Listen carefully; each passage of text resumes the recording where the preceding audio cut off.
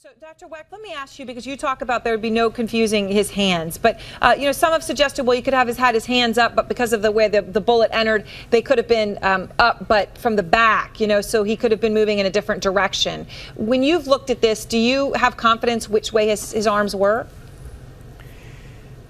I don't like to be dogmatic, but there is only one way that this scenario plays out when you analyze the bullet wounds. There were two wounds of the arm, one in the forearm, entering dorsally, exiting on the front, and the other in the upper arm, entering in the front and exiting in the back.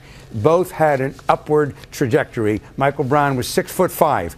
Officer Wilson is 6 foot. The only way you have an upward trajectory is with the arm like this and the shots fired. And then you have two shots that strike Michael Brown in the chest, and they both have a downward trajectory. How do you get that with a 6'5" guy being shot by a 6 foot guy? And then you have two wounds in the head that are parallel to the ground. When you put the body on the table, they're perpendicular. The only way you can get that is that his body is continuing to fall.